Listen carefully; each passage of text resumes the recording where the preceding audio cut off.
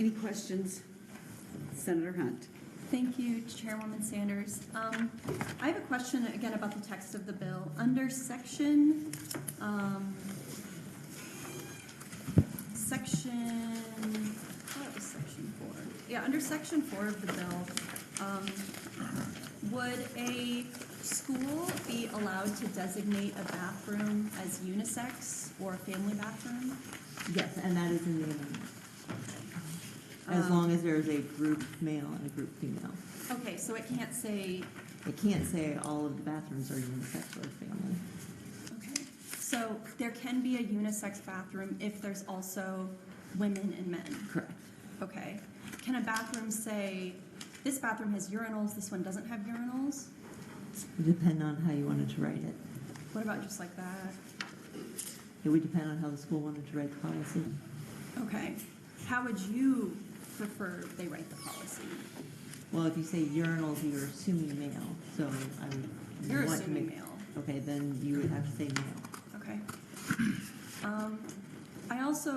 I want to give Senator Kavanaugh time to, before we go, but having heard these testifiers, I want to ask you, where should a man who is 6 feet tall and has a full beard and big muscles and a vagina go to the bathroom? I would look for a separate bathroom, an What if- individual. Oh, okay, so this person has to go to the bathroom. There's men and women. You know, in the Capitol, there's no gender-neutral bathrooms, so they would not have that option here. Testifiers have been here for 10 hours today. Where would you have that person go to the bathroom? Because that's what your bill contemplates. Well, I think that there would be a need for single stall or handicapped or some sort of way to figure that out. But I do see the point. But I think that's less of a concern than women being in the bathroom with men. I think it is a concern because you are in the bathroom with trans people all the time and never know it. But, I mean, you understand what I'm saying. Like, under this bill, that person would have to use the women's restroom. Right. And that would scare women. That would put that person in a bad situation. I don't think that's your intention with the bill. So, based on your response to me, okay, so should we put a fiscal note on this because now all the state buildings have to have unisex bathrooms? Well, and that's something that we would have to look at if that's what we were saying. So that's why we put it, every facility, every building should make up their own mind of how to handle it. If they want to designate one bathroom as unisex, fine. What's happened before is the women's bathrooms have been designated as unisex and not the men's. So I think then you're looking at some inherent inequalities with that. Yeah. So is the problem you have just that it bothers you when you see someone in the bathroom and you can't tell if they're a woman? The problem is women should be able to go into restrooms and locker rooms and understand that everyone else in there is a woman. It's not comfortable. It's shocking. You've heard testimony today from proponents of the bill who said that they have been made to feel uncomfortable and that they have been silenced and have been made to feel like their opinion doesn't matter. And so if you have one person who is choosing to look different than their gender or is dealing with gender dysphoria, choosing to go into the opposite sex bathroom, that's a problem because you're causing problems for other people. Is it worse to be uncomfortable or to not be able to use the bathroom under threat of arrest? Arrest is nowhere in the bill. But so how is it going to be enforced?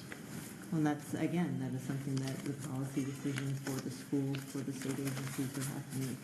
So will every... I'm happy to work with you on the Okay, enforcement cool. of that. So will every school and state agency have to create their own policy? And then how are trans people supposed to keep track of all the different policies? So in there it says designated, so the bathrooms have to be designated. If it is a school policy where they are talking about when schools come in, they're using the different bathrooms because it's an event, part of the school policy, they need to be able to indicate to visiting people what that policy is, to their school members what that policy is. I think the frustrating thing is this causes confusion for trans people because I mean, I don't know how politically correct it is to say this, but, and I know that physical appearance is not the point, but we had trans people testify today who I had no idea they were trans. If I saw them in the bathroom, I wouldn't think a thing. I would, like, that's a beautiful woman, that's a handsome man. I didn't know that until they testified. And so what this is doing is creating confusion for those people because they do fear arrest. They do fear being kicked out of a space. They do fear, what is the legal consequence going to be if I'm in this bathroom and somebody accuses me even wrongly or falsely of being in the wrong place? It puts them in a place of fear. So, like, Senator Kauth, you've been in the bathroom at the same time as me, right? Mm-hmm. We've been in the bathroom together before. How do you know I don't have a penis? I don't. You're correct. You don't. So, I mean, thank you. Thank you. Senator Kavanaugh? Thank you, Chair. I mean, Senator Hunt covered a lot of territory I was going to cover. I would just point out, the amendment says for use by females, males, single occupancy, or for families, so there is no gender-neutral option there. So I guess single occupancy. Single occupancy would be. So if you're going to convert a bathroom that has like 3 or 4 stalls, though, I guess that'd be wasteful, but that's a decision somebody could make. Or you could make that family one. But a family's not gender-neutral. It's a unit. I mean, there's definitions for family restrooms. And the thing, I mean, I know you heard a lot of the testimony, and I know you had introduced another bill, and so you weren't in here some of the times. Did you happen to hear the testimony, though, from the woman, the veteran woman who had been misgendered in a bathroom? Mm-hmm. How do we deal with that under your proposal? Well, I would think that we would deal with it with kindness, with everything. I mean, we have that risk now. We have the risk of people being in bathrooms and being afraid and intimidated now. So, I mean, we're acting as if this is something completely new, and we've always had sex-specific bathrooms. That's always been something. People have always, not always, but most of the time, obeyed common courtesy and said, oh, that's a men's room. I can't go in there. Or, oh, that's a women's room. I can't go in there. So, well, you don't seem to want to say how you think this will be implemented. And you did acknowledge that a lot of the testimony was about the fear about how this specifically would be implemented. And you did suggest a few things that you think could be, rather than genital inspection, could service, including a doctor's, a physical from a doctor, which, by the way, I think it's been a while for me, but I think that's a genital inspection, right?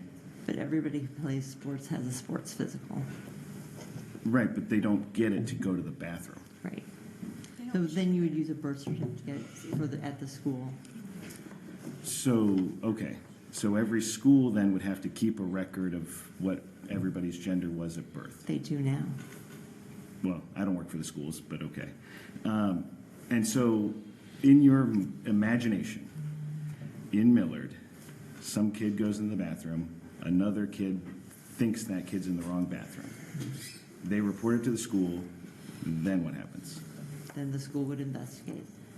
And the investigation would take what form? Probably talking to the kid, figuring out if they were or were not in the wrong bathroom, and finding out who that kid is, if they are male or if they're female. Okay. And if the parents have said to the school that the kid is the gender of the bathroom they're using, what happens? Well, then, I mean, are the parents telling the truth? It boils down to, are people being truthful or are they not? And so if you have someone saying, my son is a girl, that's not truthful. Okay. And so the schools are going to be responsible to start policing these things? They are now. I mean, they're responsible for making sure that their policies are implemented and followed in the schools. Okay. And then the public buildings. Mm-hmm. So this would apply to this building? Yes. Okay. So somebody, any number of the people that are here tonight, go into a bathroom next year after this bill potentially passes, when we're having some sort of update to this bill, and we have another 1,000 people or 117 people come and testify against it. and I went to the bathroom every time we took a break, so 6 or so times, 10 times, we'll say. What happens? They would go to the bathroom of their biological sex, or we work with the Capital Commission and turn one of our bathrooms into a unisex or a single stall. Okay, so back to Senator Hunt's question, we're going to have to pay to turn a bathroom into that one. But so say we haven't gotten to that point, we've turned one into a single stall, we have all the single gender bathrooms, and are the troopers that are here going to be like working around the clock during the breaks to make sure, standing outside these bathrooms and making a determination? Again, we don't do that for basic rules and regulations. You don't have police officers standing outside making sure you don't litter. People are supposed to follow the law. This would be one of the laws that you would hope that people would actually follow. But when you have a law, you pass it, and there is an enforcement mechanism. You would enforce it. So, and I'm more than happy to work with you on an enforcement mechanism, whether we have the AG involved or whether we look at different school districts, how you want that to happen. Well, you understand the fear that people have articulated tonight is that the enforcement mechanism will be incredibly invasive and harmful. Right, and it won't be. Okay. We'll have, we can, whenever you come up with an enforcement mechanism, we can have that conversation. At the moment, there is no determination what that's going to be. The only other thing I wanted to ask you was, you and the governor both said the most important thing is protecting women. I got piles of notes here. I took notes on every single person who talked. I've got 15, 16 pages. The number one thing I heard was the real fear is cis men are the threat to women. And there are statistics, 26% or 36% of college students are victims of sex assault by a cis man. There are the trans community are disproportionately victims of cis people. And so if we're just talking about volume of helping people, it sounds like we heard that there's a lot more risk associated with another group of people, not the one of people trying to use the bathroom. This isn't necessarily about gender dysphoric people assaulting women. It's about women and girls feeling uncomfortable, losing opportunities, losing privacy, and being made to feel like they don't have a voice in wanting their own private space. I think you're looking at it wrong. Okay, well, I'm going to have to agree to disagree. I think you might be looking at it wrong. There was 100 and some people here who feel like they don't have a voice, and they feel like that the state of Nebraska is taking action against them to erase their very existence. Did you hear that from the people who testified tonight? I did, and actually I've heard that from women who I've talked to, women who have felt so silenced and afraid to say anything, teachers as I was door knocking who would refuse to verbalize that they were having to deal with this at schools, but were nodding their head. Yes, I am dealing with it, but refusing to say the words because they're afraid of being punished. I've had parents in my district tell me they pulled their children out of school because there were boys in the locker rooms and nothing was done about it, and that their daughter was made to feel ashamed for complaining. So yes, I have been listening. I've been talking to a lot of people about it. So we will agree to disagree on that point. Okay. Well, we're up against the clock, so I'll stop asking my questions. Senator Lanowski. Thank you, Chair, and thank you, Senator Kavanaugh, for yielding. So do all kids going into 7th grade have to get a physical? I think that it used to be. There was a 7th grade physical, okay. yeah. Okay, and I don't know about kindergarten or 1st grade. You've had a long day, I understand. Did you have any time to digest Dr. Brown's 30-year study, or? Yeah, and I've talked with Dr. Brown a lot. I really wish the committee had asked him questions. He's brilliant. He's internationally recognized as a sports physiologist, and he studies how boys and girls are different, how their bodies grow differently, the impact of testosterone, the impact of estrogen on a growing body. He's absolutely brilliant. Is he studying just high school kids or no. college kids? Nope. Or Very young.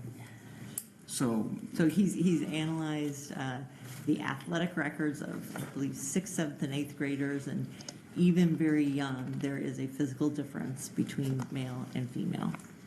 well before puberty. Okay, thank you. You're welcome. Senator Greco.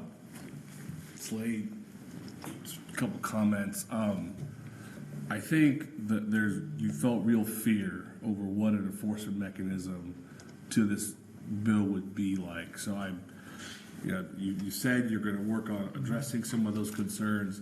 I look forward to seeing that. But that was a true fear that we've heard over hours and hours of testimony. From a practical application standpoint, I have more question marks. Unfunded mandates is kind of rolling around my head. Don't ask me. I'm struggling with sleep right now. But there is also there's also the real concern that this bill inflames temperatures, and if passed, we could see a real weaponization of these accusations. And without true guardrails, right? We have protections for the person submitting the report. What if that person weaponizes this rule to terrorize, saying, oh, every time Senator Hunt walks into the bathroom, well, I think she's a man, so we need to verify her papers, or whatever enforcement mechanism that looks like. Oh, wow. That's a real fear, right? And we sorry, let me finish. I would agree it was that cisgender woman after cisgender woman who this has happened to. Not and temperatures, up until a few years ago, really haven't been that high around this subject matter. But I think this does nothing but exacerbate that. And if the goal is to defend all women, and if one instance is too much, well, there it's already happening, and in my opinion, it's going to do nothing but inflame it. So that's from a practical application point of view. Those are real concerns. My personal feelings aside, again, this is a concern for unfunded mandates. Where are we going to get that money if we have to build extra bathrooms? And it's late. I won't keep us any longer, but those are just my thoughts. Thank you for that. Senator Hunt.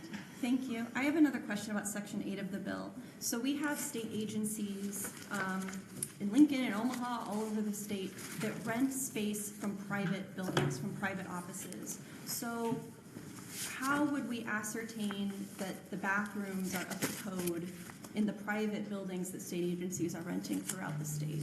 And I'm glad you brought that up. That was actually caught by one of the senators that I worked with, and we changed it to say, so if they are just in a building that they're renting, it does not apply. If they own the building and can actually make those changes, Okay. it's fine. So that's where trans people would be safe to work in Nebraska, at those agencies That are owned or that are renting out private building space that's owned by another entity. why would they not be safe to work anyway? Senator Kauth. Yes. They would not be safe to work in a place where they cannot use a bathroom that aligns with their gender identity, because if you have a man with a beard and big muscles and a vagina, if you have a woman who people are transvestigating and they think that this isn't really a woman and they're calling the police and they're saying, Capitol Police, come kick this person out of the building. First, You know what I'm talking I about. love the word investigating. That was very clever. I wondered if you would bring it up before me, but I That said it was first. fantastic, and it's very late, so it's impressive. And I see your point. Let's work on But that. trans people working for agencies that are renting this private space, they would be able to use the bathroom of their choice. Correct, as long as that private space allows it. Thank you. Senator Anderson. Thank you, Chairwoman, and thank you, Senator Kauth. I know it's late. In the very beginning of this hearing, there were discussions about it being a common sense bill and about respecting men and respecting women. And as we progressed throughout the hearing, this turned into a conversation about transgenders. So I understand now it's late and I'm tired, but I went through and scanned the bill and the amendment looking for the word transgender. It's not. And I haven't found it in either the bill or in the amendment. Correct. Did I miss something? So this is truly a bill about Yes. respecting the rights of men and respecting the rights of women. Right. And is not anything that's targeting transgenders. Correct. Thank you. Senator Kavanaugh. Sorry. Senator Anderson. I was, but you know. He was trying to get the last word. You know what? Yeah. We'll see at midnight. Thank you again, Chair. Thanks, everybody. How many versions of the definition of man, woman, female have you gone through in the iterations of these bills? I think this is 3. 3 in this bill? Okay. So it's a little difficult to say what a man is and what a woman is. It's difficult to put it down in writing. It's one of those things people usually just assume they know. So, but for legal definitions, it's more difficult to put it in writing. Okay, thanks. Been a Senator long Hunt. day. One more from me. Can you, talking about the safety of women and the alleged harms, and, you know, I've heard the example twice of a woman getting the volleyball spiked into her face. Can you talk about the percentage of injuries or the number of injuries in sports that are women playing against other women or men playing against other men? How does that compare? That's actually not part of this issue. We're looking at very, very significant differences. So when you enter into a sporting event, you understand that you could be hurt.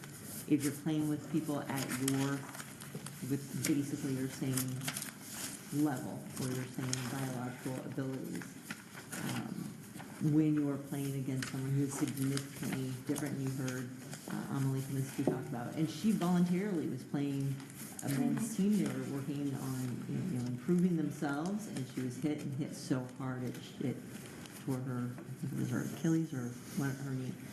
But so when you have women playing against women and men playing against men, there is not such a significant strength and disparity. So there's fewer injuries when women play against women and men play They're against men? less significant. They're less impactful. Okay. Would you, if 2 women are playing volleyball against each other, basketball, and an injury occurs, how do we determine that the person that caused the injury isn't trans?